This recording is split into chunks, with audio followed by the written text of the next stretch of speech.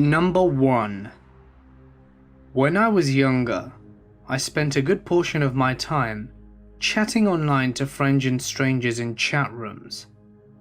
Whenever I would stay with my friend Chelsea, we would be up all night on AIM and Yahoo Chat. It wasn't unusual for us to get completely random messages on AIM. You could easily type in any random name and location and search for people. So we would even add random people ourselves occasionally to chat. At some point, Chelsea began getting messages from a random guy, NC Guy 991. At the time, I was around 12 years old, making Chelsea roughly around 13 or 14. We both had countless internet friends with random weird people who talked to us constantly. We would even sometimes go to chat rooms and say we were younger than we actually were, to see what kind of freaks were out there. Then we'd call them out on being paedophiles and tell them that we were actually 20. It was something of a game to us. When I saw that Chelsea had been speaking to NC Guy 911, I didn't think much of it. I noticed he messaged her quite a lot, even when we were busy watching the hamster dance and not paying attention to our chat buddies. I ended up asking her about him, and she confessed that she was actually really creeped out by him, and he wouldn't leave her alone. It was unusual for either of us to get creeped out by anyone. We knew what kind of people were out there, and we knew that it was as simple as saying "piss off, you disgusting paedophile," to make the person on the other end feel ashamed and back off.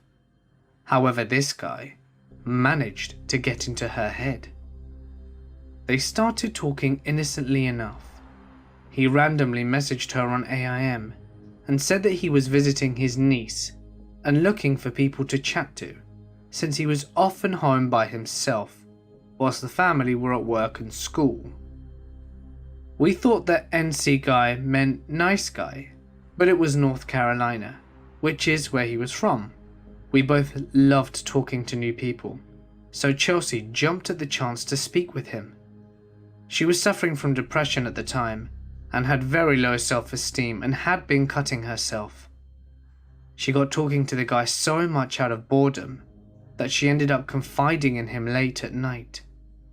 After formatting some form of trust and knowing each other's age, Chelsea being 14 and he being 48, the questions began getting more personal.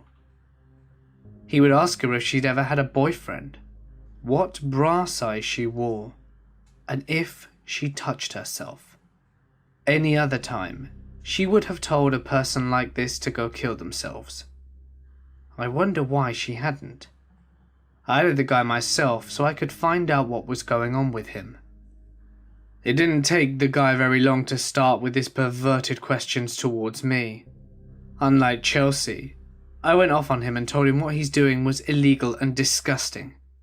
He would only respond by saying, "Hey, I'm just chatting here. I have a niece your age in school." To which I would respond, "That's unfortunate for your niece. Are you trying to molest her too?" He started telling me that I was a bad little girl and that he was going to punish me. He made me really uncomfortable, but for the most part I laughed it off and told him that he's disgusting. I asked Chelsea why she kept this guy on her list and why she would talk to someone like that for so long. She told me that whilst chatting to him at one point, he told her that he would be on his way to visit his niece. He picked up a 15-year-old prostitute, and he described the encounter in graphic detail and laughed about the girl being in tears, trying to get home. Chelsea was really creeped out by this, almost feeling like the guy had violated her because she was around the same age as that girl. She told him that she didn't want to chat anymore because the stuff he'd been saying was creepy as shit. He got angry with her for telling him that they didn't want to be friends anymore, and he also said that he was going to be punishing her if she refused to chat. I convinced her to stop talking to him completely, and that it was an empty threat. He was just some freak trying to intimidate young girls. She ignored him for about 2 weeks. He tried to message her a couple of times, but not in an obsessive manner. So I guess that's why she didn't go to the extent of blocking him. However, on what was supposed to be the last night staying with his niece, she received a message from him. She said that she assumed it was going to be goodbye, but when she opened the message, it was an image file. It was a pretty large image, so scrolling from bottom to top, all we saw was dead, dry grass and leaves. We were a bit shaken up, thinking it was going to be a dead body he dumped or something. But when we zoomed out, it became clear. It was a picture of her house, from beside a grassy area next to her old swing set. We blocked him and got new screen names, and stopped going into chat rooms after that. We were terrified, but at the same time, we didn't want to get into trouble. So we didn't tell our parents what happened. Chelsea had already gotten into trouble before for telling random strangers that she wanted to kill herself, and the police showed up at her house. She wasn't supposed to be online at all. We liked to think that it was just some idiot we knew personally, who knew where we were and wanted to mess with us. But I really don't think that was the case. Either way, we never heard from him again. Number 2. When I was 17, I was always in Yahoo chat rooms. I was always chatting with people in the local Seattle rooms. Well, this one guy and I chatted a lot and decided to meet. We met at a Herfy's for lunch, and when he showed up, it was obvious the guy had lied about everything. The age, what he looked like. The guy even admitted that he lied about having a job. And he shows up to Herfy's on the bus. So we eat, and I say it was nice and then I have to go. As I walk away, this guy starts following me. I walked to a burger joint because I didn't live very far, and I didn't want this guy to follow me home. My mum was a flight attendant and was out of town. My mum had about a week left until her days off from flying, so I really didn't want this weirdo knowing where I lived. I started telling the guy I had some appointment to take care of to try and shake him off from following me, but he insisted it was okay and would go with me for the company. Not knowing what else to do, I stopped at a bus stop and waited for the bus to downtown Seattle. He stopped too, and got on the bus with me. The whole ride he kept trying to talk to me, asking me all sorts of questions. I would answer with the bare minimum, and fill in with lies because I didn't want him to know anything about me now. At one point he tried putting his arm around me and I just leaned away, so he tried putting his hand on my thigh, and I told him I didn't know him well enough for him to touch me. I felt sick to my stomach the whole bus ride, trying to rack my brain with what the hell I do once I got downtown. Once downtown, I walked over to the building where my best friend's mother worked. Since I knew the layout of the building, I could play it off. I told him I had to use the restroom. I asked the woman at the cafe if I could use the restroom, and she agreed. So there's a service delivery door outside that leads to this hallway, and this hallway has doors that lead to all the different shops and a service elevator to take things/merchandise to the other shops on the other levels. So I exited the cafe through the back door and into the hallway, and left the building out the door next to the docking bay. I took this as my chance to make my way to a bus stop to go home. I was going to take the express bus, and just get off at the airport instead of the other bus that takes forever. Well, as I make my way to the bus stop, I see the guy in the cafe still waiting for me. I managed to make it onto the bus, and never saw the guy again. However, a few nights later I was on Yahoo Chat again, when someone messaged me, and I told him I wanted to see a picture to know who I was talking to. He sent one. I see the picture and instantly pick up the phone and call one of my friends. The friend I call, his mum and aunt were really good friends with my mum and aunt, and our grandmother had been close friends too, back in Eastern Washington before either of us were born. So he answered and I started talking to him. "Hey, are you on Yahoo Chat right now?" "No, why?" "Someone is trying to talk to me and they gave me a picture of you claiming it was them." Well, I go back to talking to the guy online and he admits that it's not a picture of him. He admits who he is and he said that he felt we had a great connection, but lost me when we went downtown. He started to profess his love to me and everything. I cussed at the guy and told him I lost him on purpose. Then I changed my Yahoo name and never met anyone from Yahoo chat room in person ever again. Creepy, intelligent, clingy guy, please, let's never meet again. Number 3. So there was this guy I found in a chat room when I was around 12. The guy's name was Mike. He lived in California and apparently had a thing for younger girls, and was well aware of how old I was. He claimed he was only in his 20s, and since it was Yahoo, there was an icon indicating I had a webcam. Mike wanted me to send him dirty pictures of myself in return for pics of himself, and asked for my number. Being that I was 12 and wanted attention from guys, I didn't think anything of it at the time. Then things started to get even weirder. He would send me pics. Never of his face though, if you know what I mean. Mike told me he was willing to get a job down here, move and pretend to be my mother's boyfriend. He revealed that he wasn't actually 20. He was actually 36. This was over the phone. I told him it was too much. He then began to ask me to do things to myself over the phone. I was afraid that he possibly knew where I lived and was scared to tell my mum what I'd gotten myself into. Then something happened that ended Mike's perverted calls. Being as it happened 14 years ago, there was still dial-up, and whilst I had a phone in my room, there was a phone still in the living room as well as my mother's room. Mike usually would call around 3:30 when I was getting home from school because my mother worked an hour away, and he knew that she wouldn't be home closer until 5 p.m.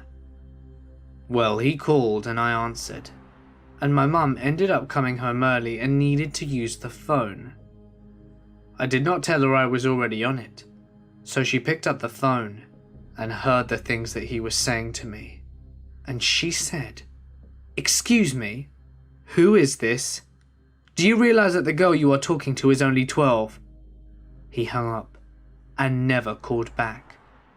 Mike, I hope no one else had to deal with your sick behind, and I hope we never meet in real life. When I was 16, I was very insecure with myself. I had a hard time making friends, and I was basically invisible to boys. I made a lot of friends online in chat rooms. Mind you, this was back in the early to mid 2000s.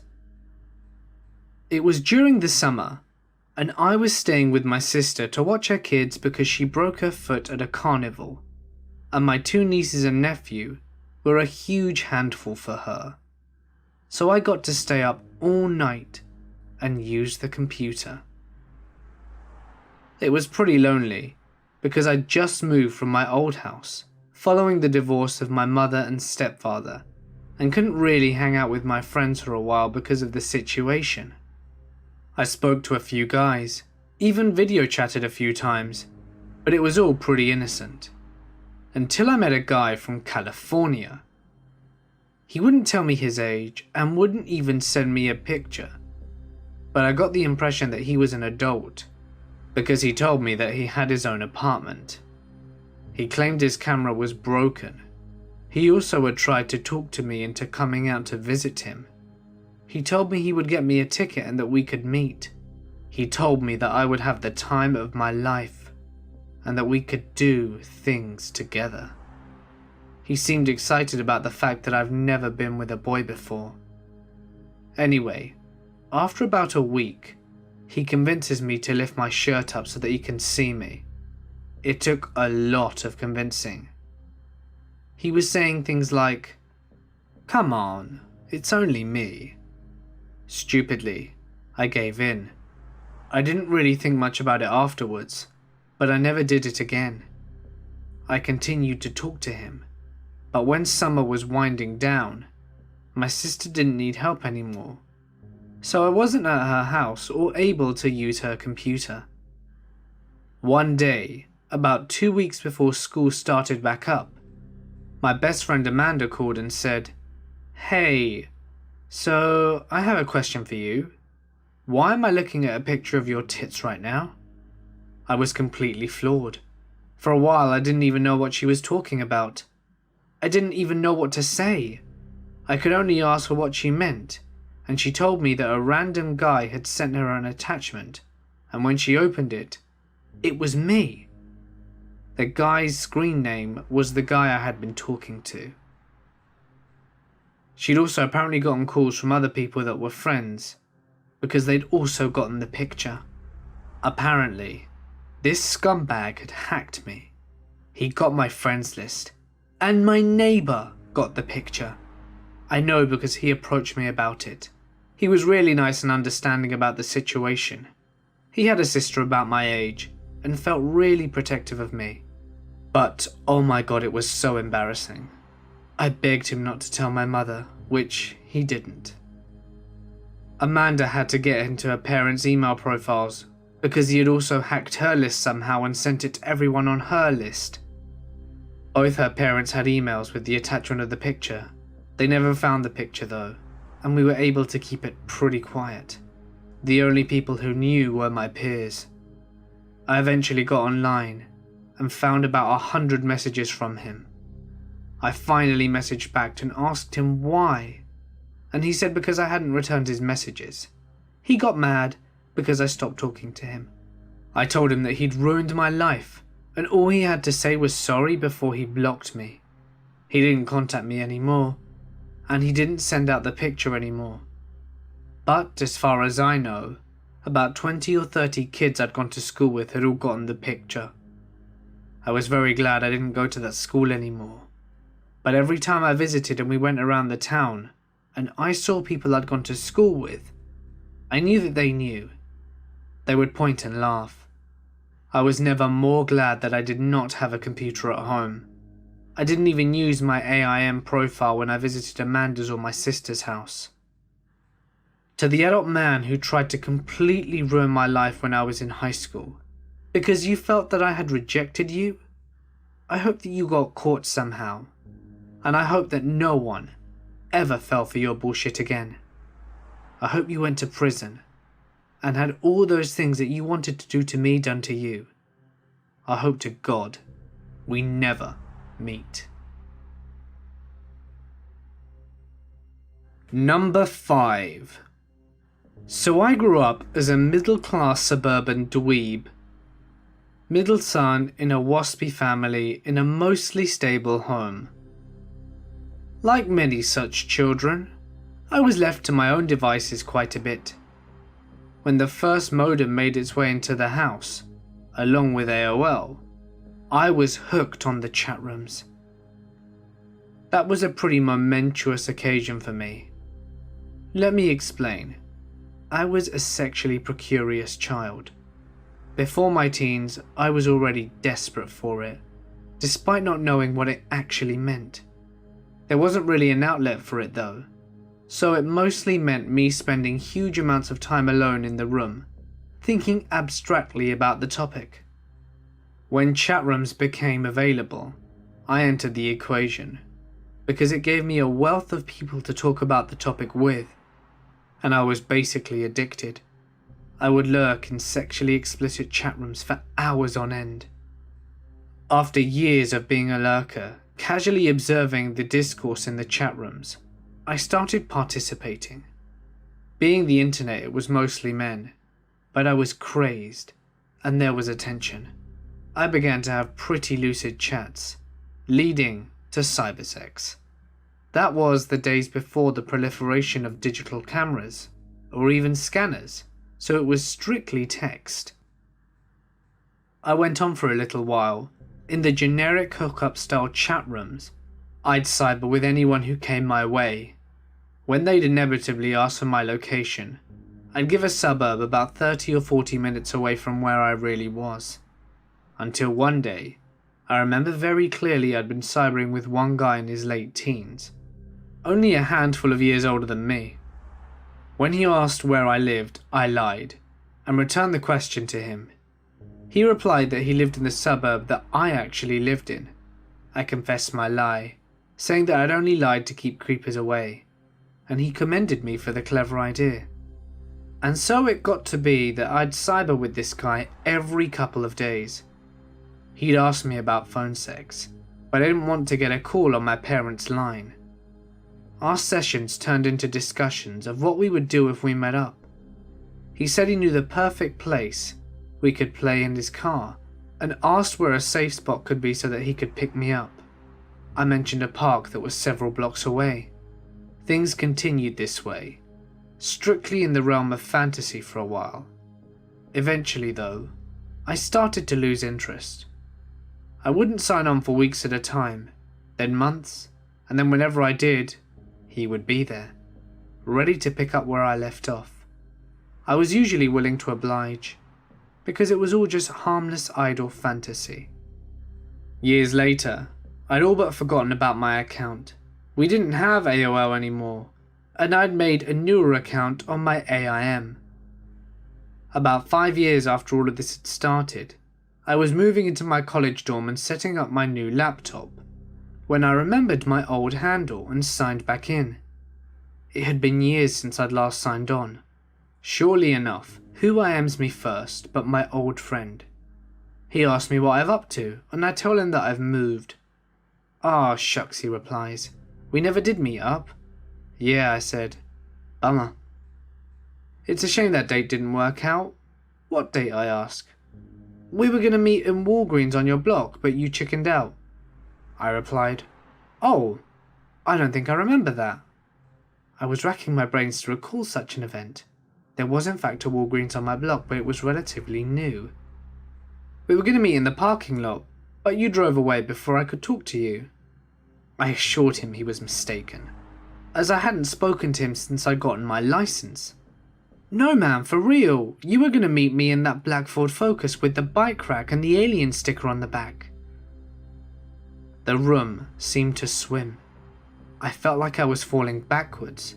He correctly identified the car I was driving, but I'd never told him about it, nor mentioned the tiny details, nor sent him a picture that included my face. I'd sure I'd never set anything up. Was he deliberately messing with me? Just trying to let me know that he'd found me? Or had the years since this happened twisted my mind? Had he convinced himself that him stalking me was a meeting we'd arranged? I blocked him and tried to forget about it. I wasn't living in the same town anymore, and even though his stalking prowess was apparently good, I was a significant distance away, and a pretty athletic guy.